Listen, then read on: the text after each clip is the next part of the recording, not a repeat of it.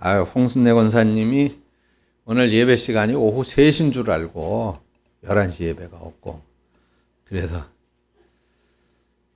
아니 왜 3시인 줄 아셨어요? 그러니까 우리 단체 카톡방에다가 제가 오후 예배 사진 순서 이렇게 다 정해서 재직 헌신 예배 순서를 올려놨는데, 거기 오후 2시로 수정을 안 해. 2시를 3시로 수정을 안 해가지고 예배 시간은 오후 3시입니다 하고 그 문자를 올렸더니, 그거를 보고 목사님이 문자를 그렇게 올리셔서 3시인 줄 알았어요.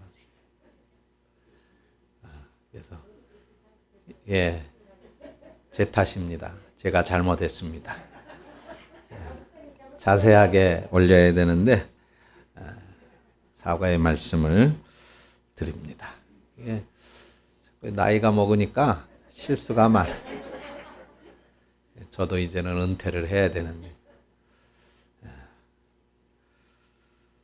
자, 새해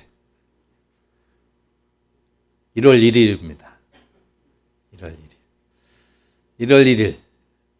뭐 우리가 재미삼아 하는 것도 아니고, 그렇다고 뭐 건성으로 하는 것도 아닌데, 사실 그렇잖아요. 그죠? 정말 마음에 담아서 당신이 올해 잘 되었으면 좋겠습니다. 그래서 새해 복 많이 받으십시오 라고 하는 얘기들을 인사로, 덕담으로 그렇게 나누잖아요. 그죠? 여러분들 정말 잘 되었으면 좋겠습니다. 올 한 해 여러분들 다 좀 아프지 말고 건강했으면 좋겠습니다. 여러분들 내가 설교할 거라고 내가 설교하죠. 여러분들은 아멘만 하면 돼요. 내가 설교하는 거 자꾸 방해하면 안 돼요. 자, 이거 끊기잖아 이렇게. 아무튼 올해 여러분들 다 잘 되세요. 그래. 그런데 사실 올해 모든 경제학자들은 이구동성으로 어두운 전망을 내놨죠.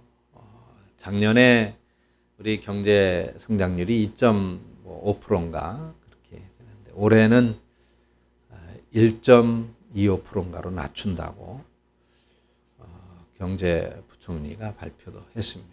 그러니까 경제 지표로 봤을 때 작년보다 올해 절반이 더 안 좋다는 것이죠. 모든 경제학자들이 다 그렇게 이구동성으로 전망을 내놨어요. 세계 경제도 어려울 것이다. 내년에는 모든 것이 다 전기세, 수도세, 또 기름값 다 오른다고 그럽니다. 그래서 정말 힘든 해가 될 것이다.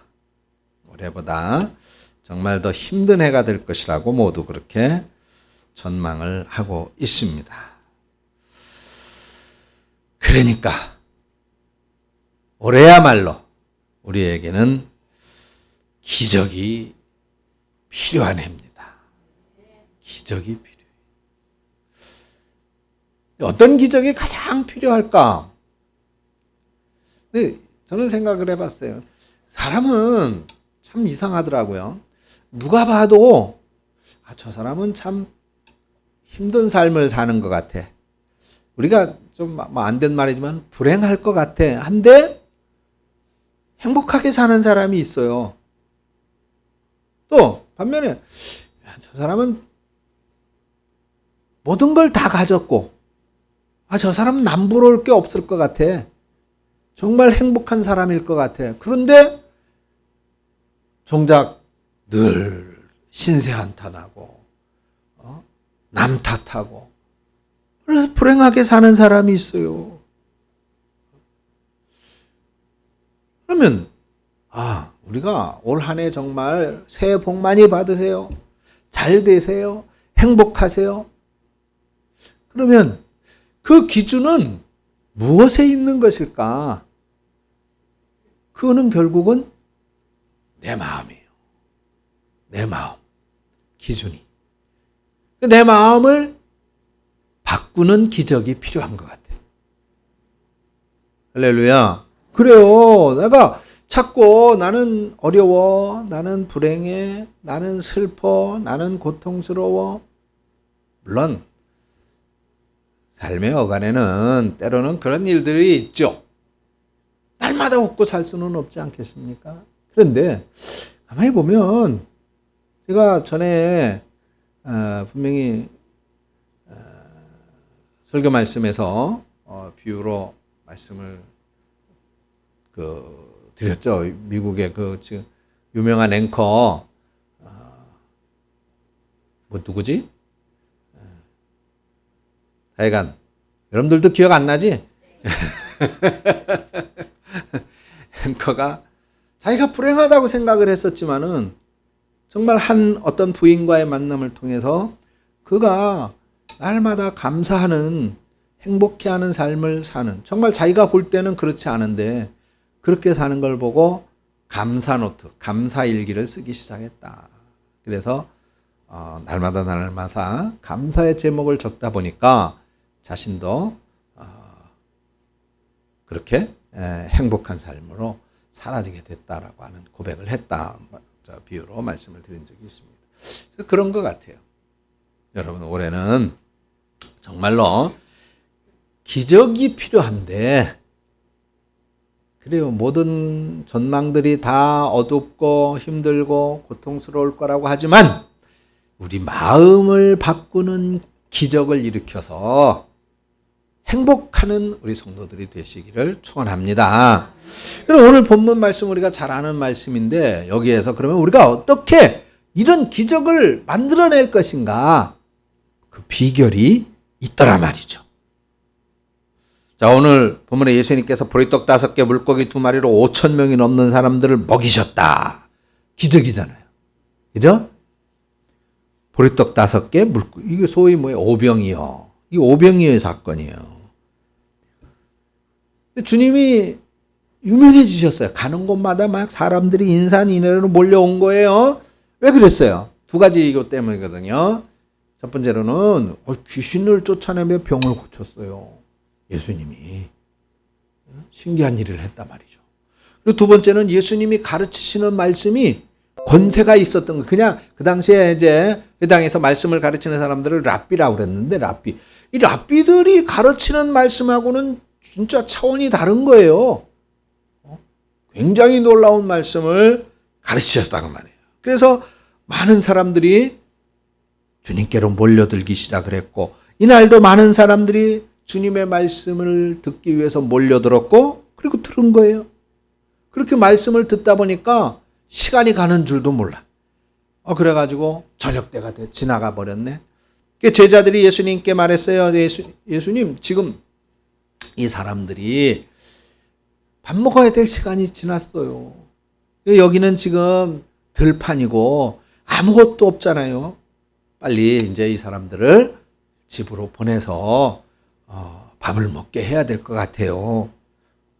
그러니까 주님이 뭐라고 말씀하셨어요? 그래? 그러면 보내지 말고 너희들이 먹을 걸 주어. 너희들이 먹을 것을 주어라. 그러니까 제자들이 말했어요. 아니 주님, 우리가 뭘로 먹을 것을 이 많은 사람들에게 줄 수가 있습니까? 아니 뭘 음식을 사서 먹이더라도 200데나리온이라는 큰 돈이 있어야 될 것 같아요. 그렇게 하면 제자들이 대답을 한 거예요. 이게 무슨 말이에요? 지금 여기는 뭐 식당도 없고 가게도 없고 돈도 없고, 한마디로 못한다는 거죠. 할 수 없다는 거예요. 할 수 없다는 거예요. 안 된다는 겁니다. 그런데 주님은 아니야, 너희들한테 뭐가 있는지 좀 봐라 라고 말씀을 해요.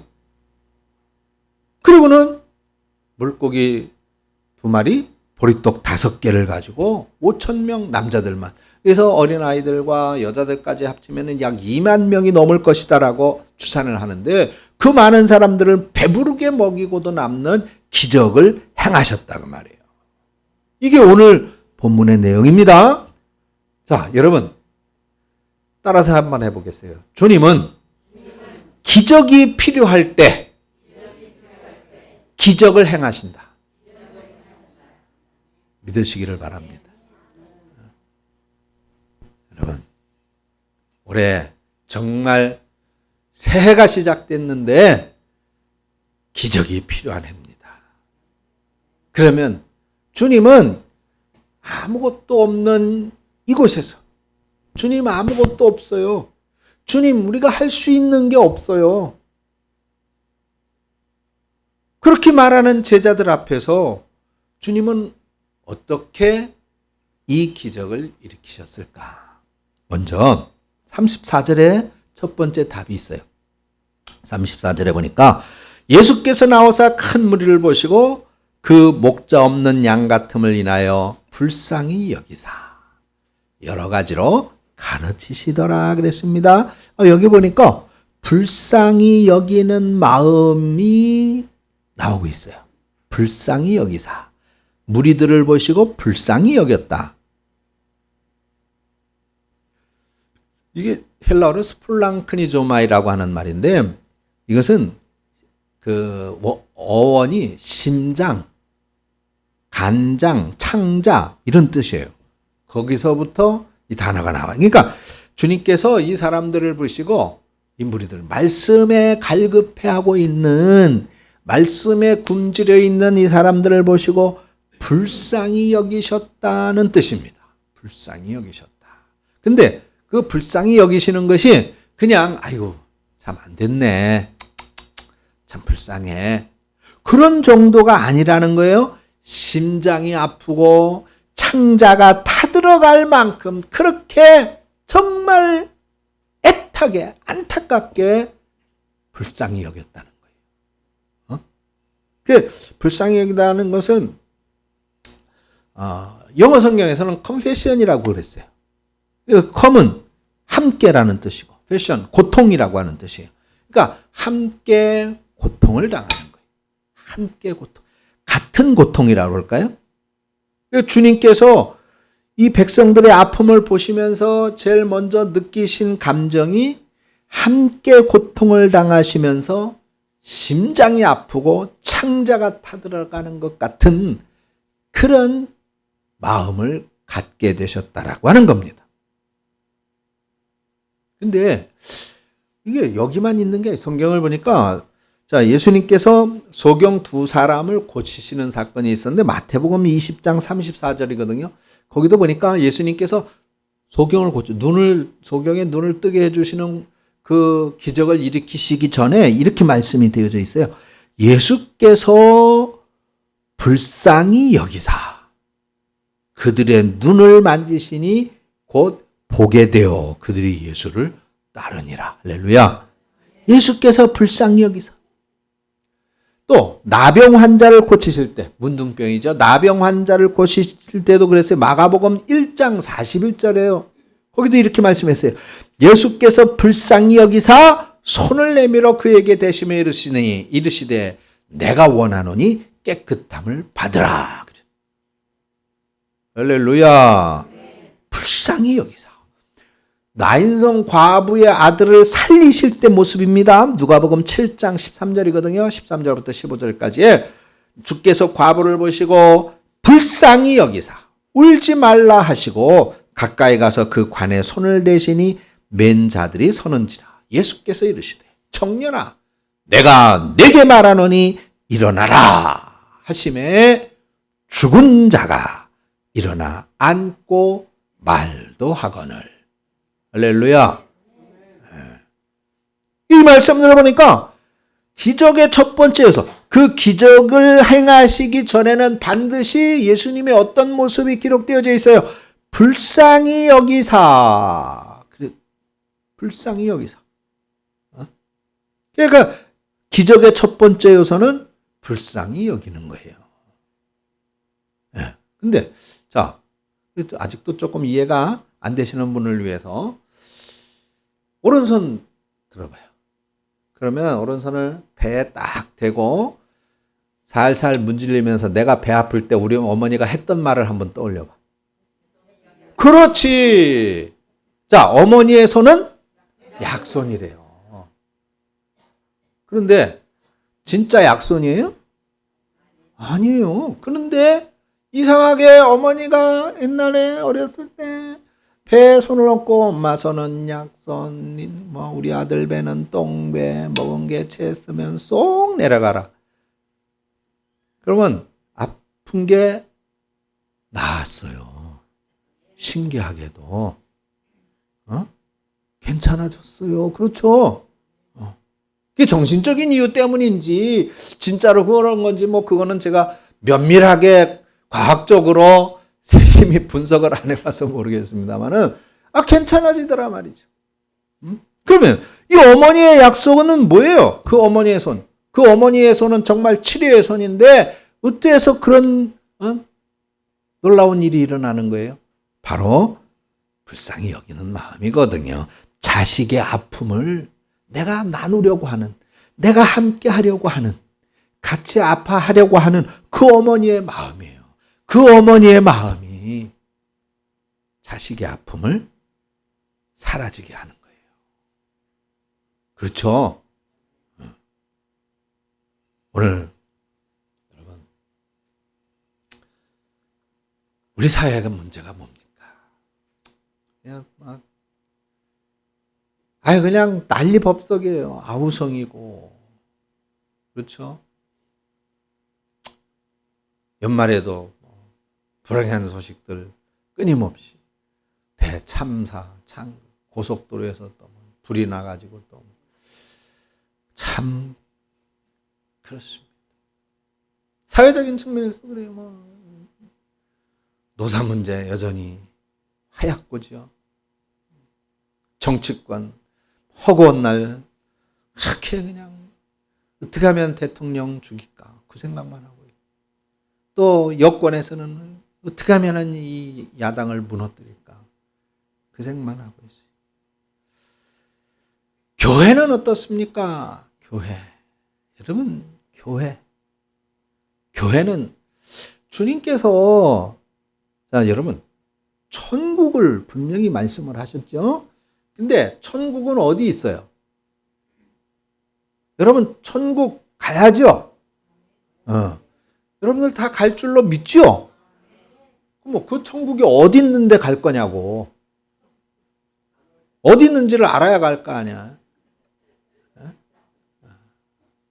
주님은 천국은 이미 우리 마음에 있다고 말씀을 했어요.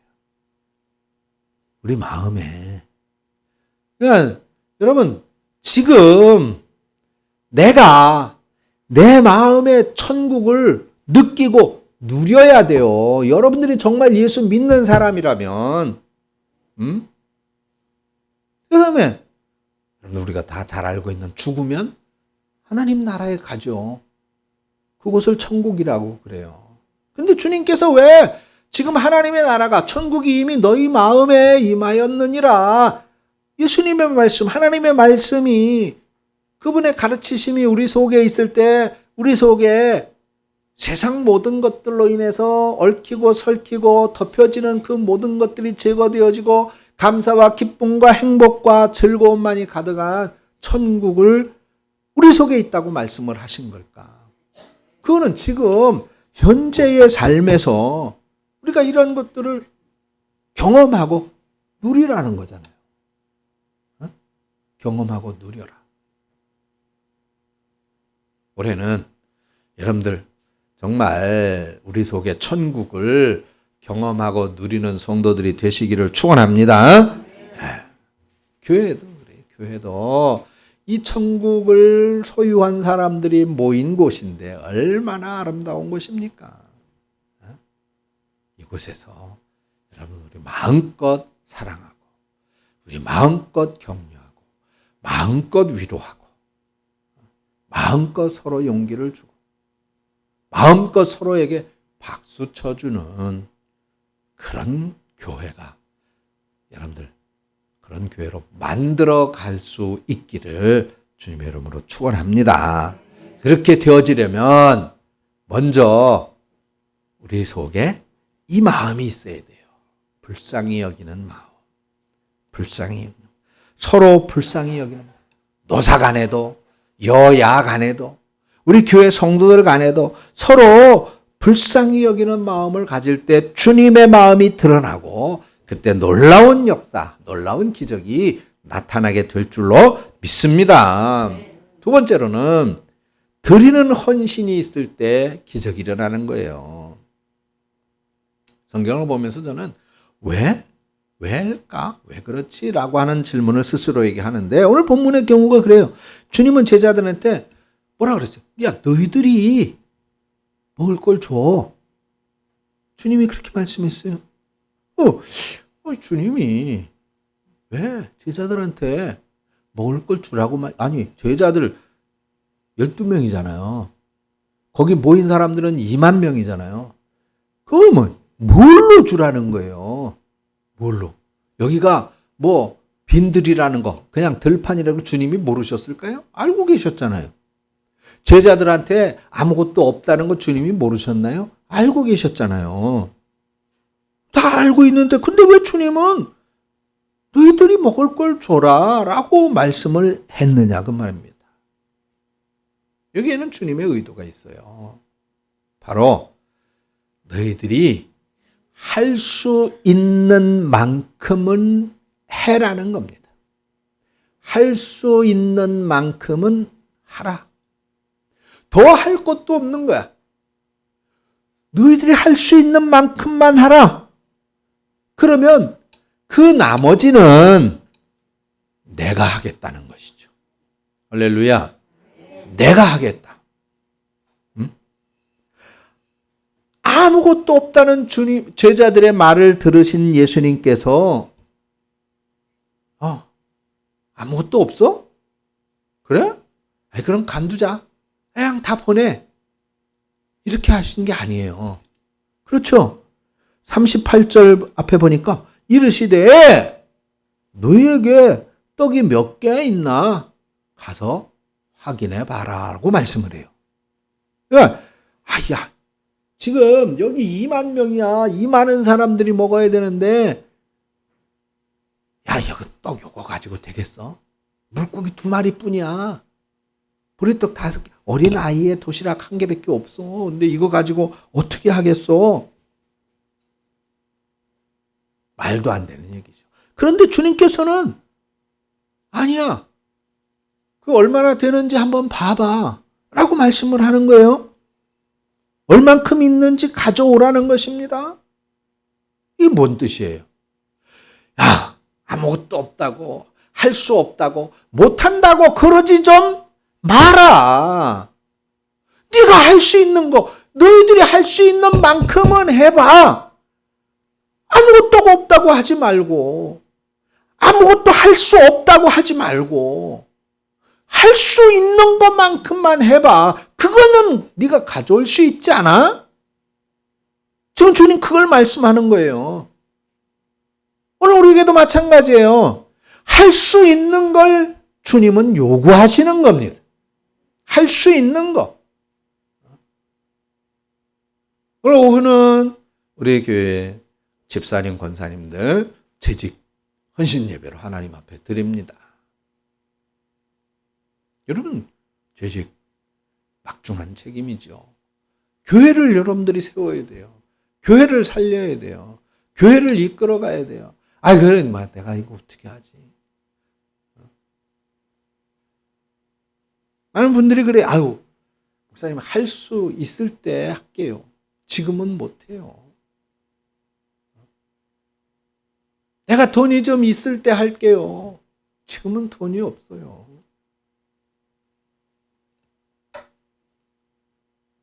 근데 주님은 지금 그것을 요구하시는 것이 아니에요. 주님이 원하셨던 거는 오병이요? 물고기 2마리, 보리떡 5개 그거밖에 없어? 근데 그건 그거밖에가 아니야. 그것을 가져오라는 거예요. 그것을 가지고 하자는 겁니다.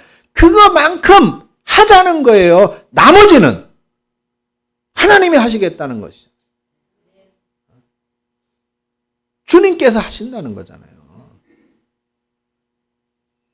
제자들이 할 수 없는, 턱없는, 야, 여기 2만 명, 너희들이 어떻게 좀 다 먹여봐. 그걸 요구하시는 것이 아니었다는 거예요. 여러분, 마중물이라는 거 아세요? 옛날에 펌프 물 풀려면 그 펌프 있었잖아요. 펌프. 그 펌프질을 해서 물을 풀려면 물을 한 바가지 부어야 돼. 지하에 물이 그냥 시원한 물이 아무리 많이 있어도 이 마중물이 물 한 바가지 부어서 펌프질을 해야 그 물을 퍼올릴 수가 있어요. 근데 목마르다고 이 마중물을 홀딱 마셔버리면 물을 못 쓰는 거예요. 그게 마중물이에요. 마중물. 그렇습니다. 주님께서 원하시는 것은 나중에요. 할 수 있을 때요. 돈이 있을 때요. 그게 아니라 지금이에요. 지금. 아야. 지금 할 수 있는 만큼만 하면 돼. 어? 나중에라고 하지 마. 지금 해. 주님은 바로 그런 마중물을 보시고 온전한 역사를 이루어 간다는 사실을 믿으시기를 축원합니다. 그래서 주님은 그냥 어린아이 도시락에 불과한 물고기 2마리 보리떡 5개를 가지고 기적을 행했잖아요. 그 기적은 하나님의 몫인 거예요. 주님의 몫인 거예요. 우리는 내가 지금 내가 생각할 때 도저히 할 수가 없어 못해.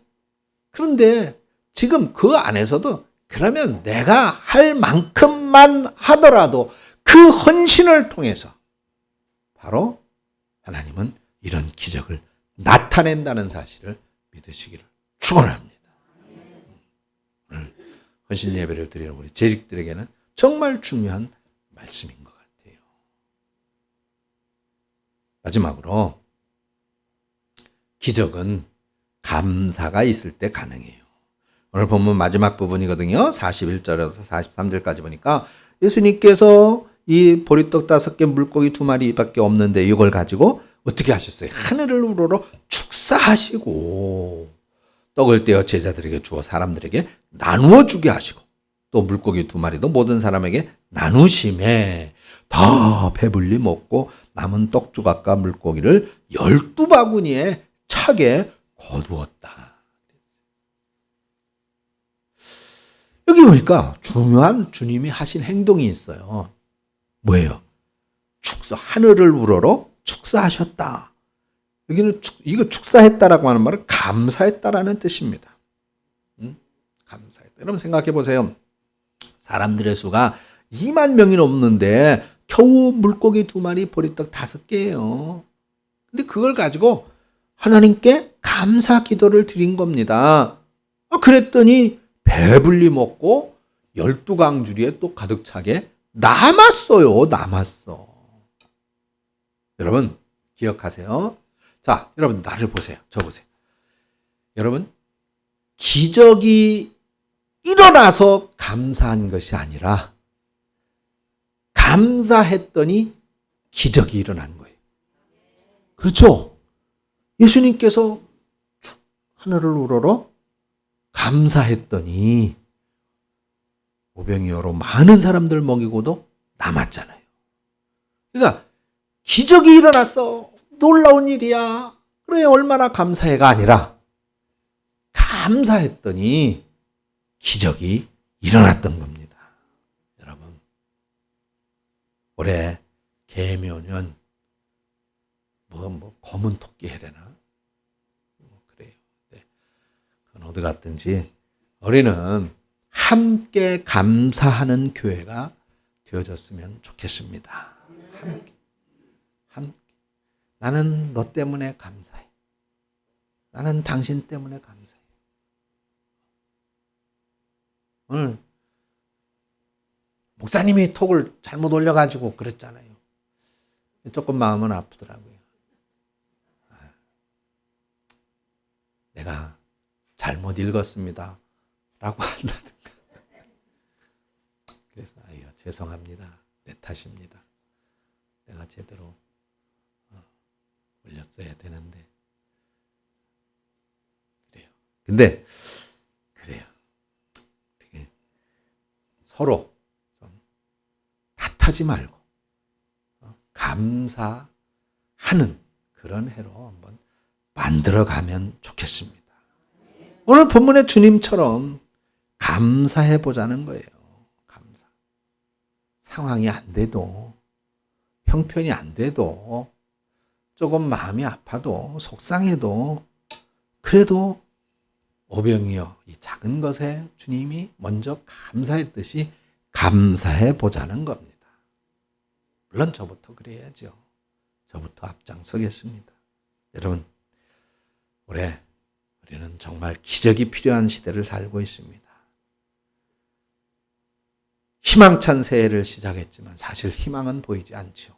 앞이 캄캄합니다. 기적이 아니고는 살아갈 수가 없는 세상이 됐습니다.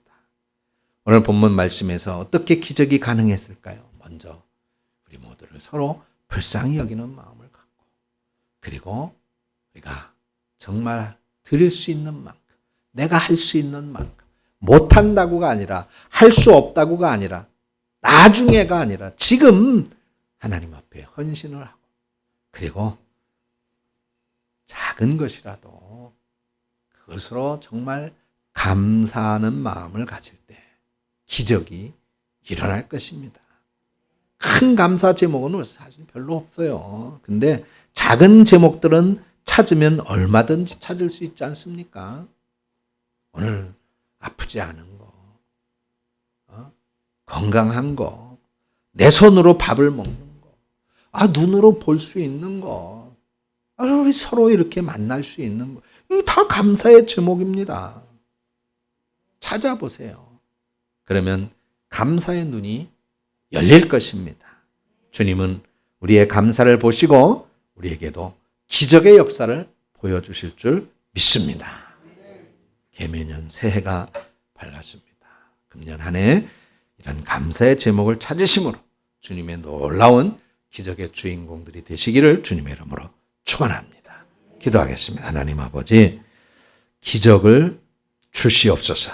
그런데 그 기적을 갖기 전에 먼저 우리가 그 기적의 주인공이 되기 위한 준비를 갖추는 사람들이 되게 하여 주시옵소서.